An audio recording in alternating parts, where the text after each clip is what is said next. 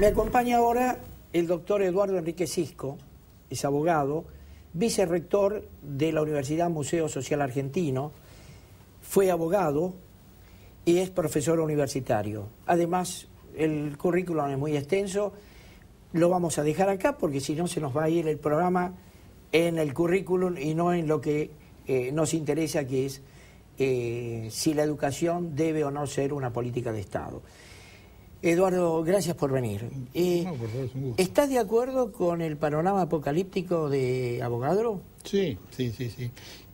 Lo único, agregaría alguna cosita en este sentido. La educación, tanto la primaria, secundaria como universitaria, es pública y es privada. Yo represento a la universidad privada, aunque he sido y soy docente también en la universidad pública. Pero realmente el panorama es desolador porque no hay políticas de Estado. Nosotros, le digo lo que recibimos en la universidad. El primer problema es la falta de abstracción con que llega la mayoría de los alumnos. Hay algunos que vienen muy bien preparados, que rápidamente se van a destacar y van a avanzar. Los otros no. Después, la otra cosa es la falta de orientación previa. La oferta hoy de carreras es muy grande y la información es muy poca. La formación secundaria es bastante sectorizada. Por ejemplo, uno de los motivos por los cuales hay tantos abogados, o mucha gente se inscribe en abogacía, es porque no se enseña mucho abogacía, casi nada. Muchas veces se llega a la abogacía por descarte.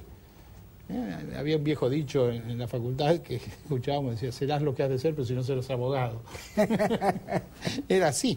Y este tema era porque solo se enseñaba algo de instrucción cívica, algo de constitución o educación democrática, pero mínimamente se tocaba, no se enseñaba casi nada, sacando el antiguo comercial del secundario, donde sí se enseñaba derecho comercial o derecho usual, que se llamaba. El resto no había nada, ninguna información. Yo reconozco mi experiencia, tengo 40 años de abogado, pero yo llegué y hasta tercer año no sabía muy bien en lo que estaba. Estaba ahí porque me empujaban mis padres, la familia, y bueno, en tercer año me empezó a gustar, recién ahí. Pero muchos en el camino habían desertado, muchísimos. Es decir, eso es una de las cosas.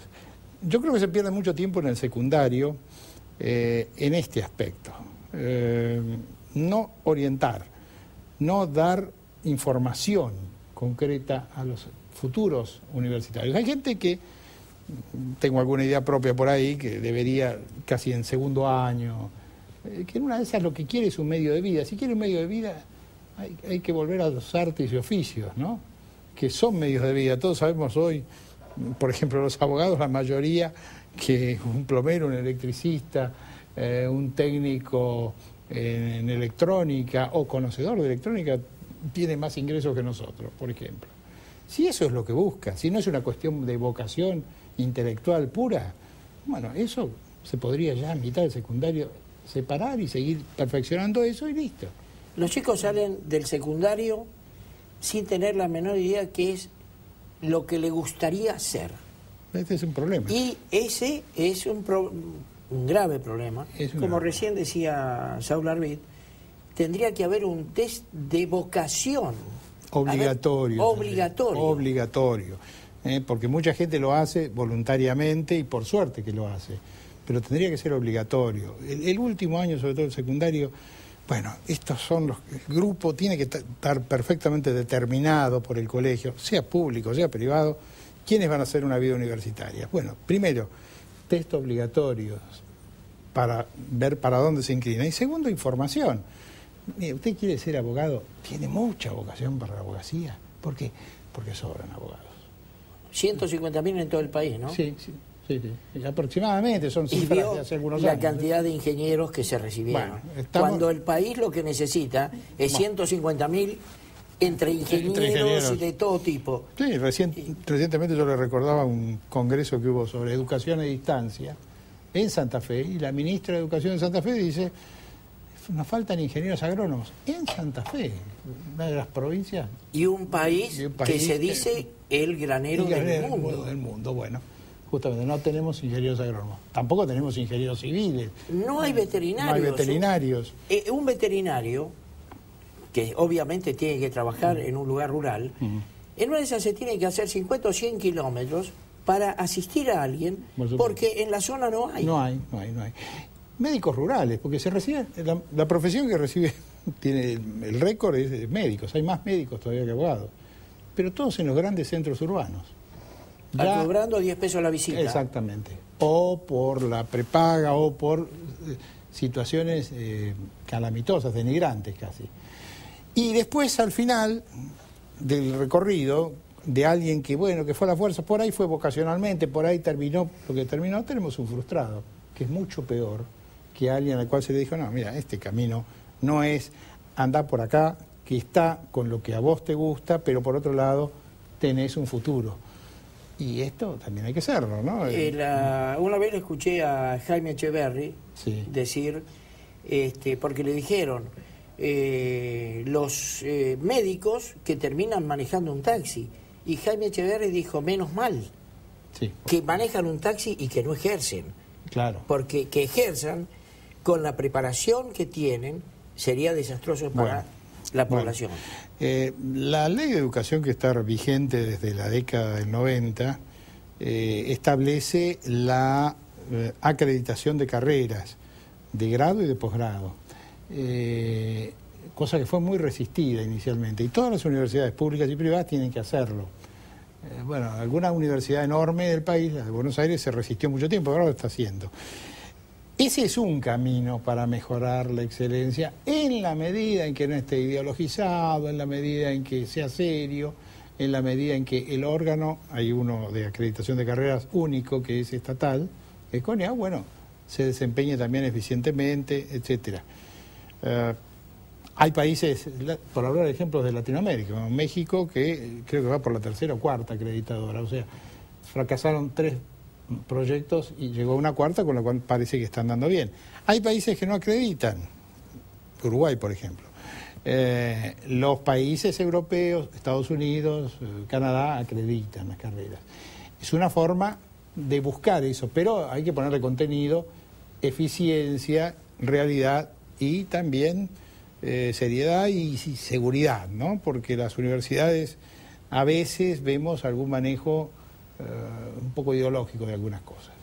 Ideológico o a veces comercial. A veces comercial. Porque hay intereses que no se le vaya el alumno, se baja la calidad de educación para que el alumno pueda pasar con 4, pero sigue enganchado con la cuota. Pero y eso es malo. A nivel país es desastroso. Es lo que decía Avogadro, ¿no? No, eso es absolutamente desastroso. Pero eso se logra con un control de calidad permanente, por un lado, y con mayor exigencia. Muchas veces, a veces, se nos pide, fíjense, en posgrados, por ejemplo, una gran cantidad de egresados en función, en porcentaje a la cantidad, una gran cantidad de egresados en porcentaje a los ingresados. Bueno, eso es porque se sigue un modelo europeo. Para las estadísticas. Claro, para las estadísticas. Sí, en Europa los posgrados son carísimos y además hay un filtro enorme para hacerlo. Y una vez que ingresa, bueno, claro, 20 personas, 25, que pagan, no sé, 200, 300 mil dólares para hacer ese posgrado, obviamente se inscriben 20, 19 y medio, por el esfuerzo que ha costado, se reciben.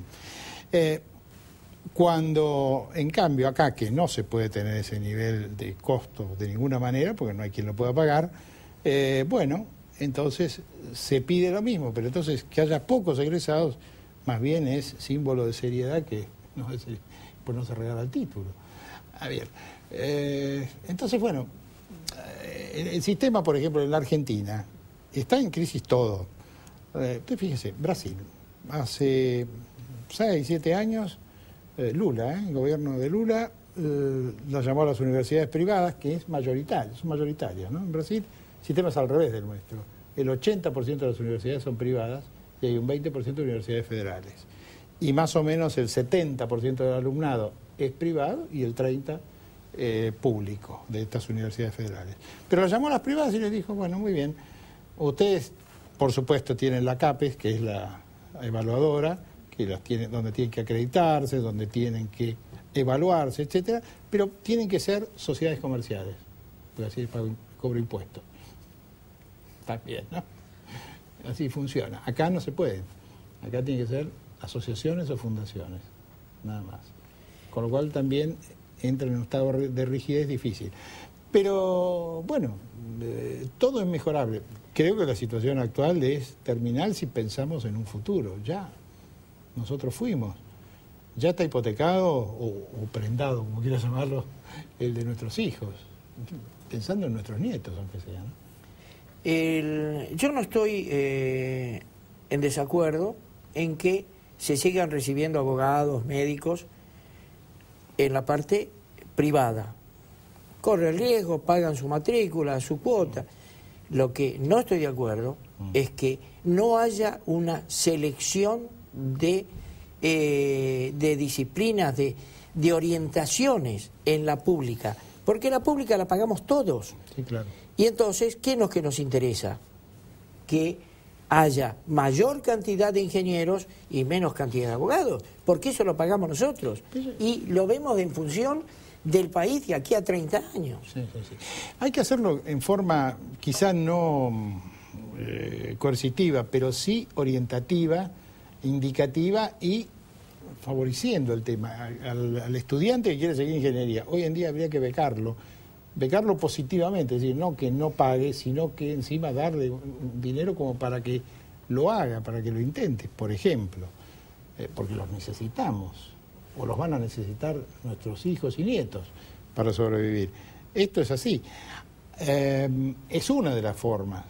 Y darle información. No hay información. Llega a la universidad sin información. Yo decía lo injusto que un muchacho, lo decía antes con abogado, un muchacho que trabaja y quiere estudiar, se le torna muy difícil. Las dos cosas es muy difícil.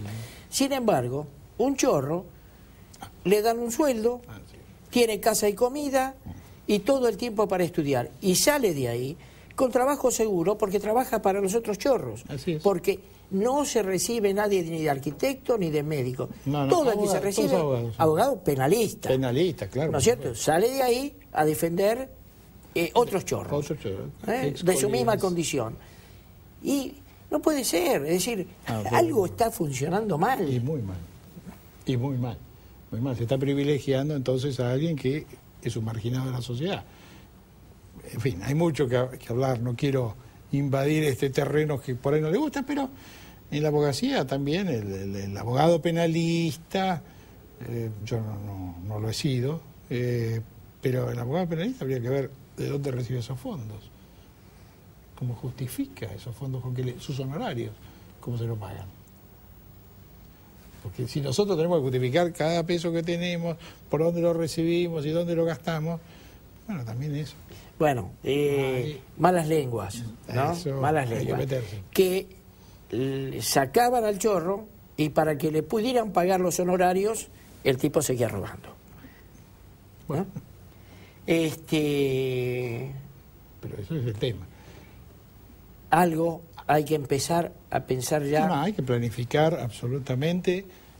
Puede ser no en forma coercitiva, es decir, no decir, bueno, acá se cierran todas las universidades en abogacía, en medicina, porque no necesitamos médicos, pero algo que permitiendo el ejercicio libre de la vocación, pero indicativamente, o poniendo obstáculos. En una época, no hace tanto, en Japón había muchos abogados. Bueno, está bien, hay muchos abogados. ¿Cómo hacían ellos? Muy bien. Bueno, yo me recibo de abogado, tal cosa, sí, está bien. ¿Puedo ejercer? No. 5 años de práctica en un estudio, en un tribunal, qué sé yo. Bueno, ¿ahora puedo ejercer? Sí, en tribunales de menor cuantía. 5 años después. 5 años después, bueno, ¿ya puedo llegar? Sí, pero solamente en las pequeñas ciudades puede llegar a la segunda instancia. Bueno, así se va agotando. Otro sistema, el británico, por ejemplo, en el caso de abogados, ¿no? Es un sistema distinto, es un régimen, no es muy clara la división de poderes en Gran Bretaña, pero por tradición, ¿no es cierto? Pero de todas maneras, se estudian leyes. Después hay dos formas, que es el solicitor, que es el abogado que atiende a la parte, y el barrister, que que es el abogado que va ante los jueces directamente. Son distintos los dos. Los dos tienen que estudiar separadamente un posgrado, digamos, y tienen que tener, sí, la designación del Lord Chancellor, que es el funcionario más influyente de Gran Bretaña internamente, ¿no? El Lord Chancellor los designa para ejercer la profesión, ese que designa también a los jueces, en fin, e integra los tres poderes, porque es Lord, integra la Cámara de los Lores como el legislativo, como es Lord también es a su vez de la Cámara de los Lores y tiene formación en leyes, integra la Corte, porque la Cámara de los Lores es Corte Suprema también, y a su vez integra el Poder Ejecutivo, porque integra el gabinete gobernante y tiene que pertenecer al partido gobernante. Pero bueno, sin embargo, en definitiva, tienen que hacer grado, posgrado y aún así esperar una designación que los habilite a funcionar. Doctor, gracias por habernos acompañado y después de charla con ustedes dos, con abogado y con usted, si pensaba que esto era muy importante, la política de Estado para la educación, ahora estoy mucho más convencido. Gracias. Gracias a usted. Vamos a un corte, señor director.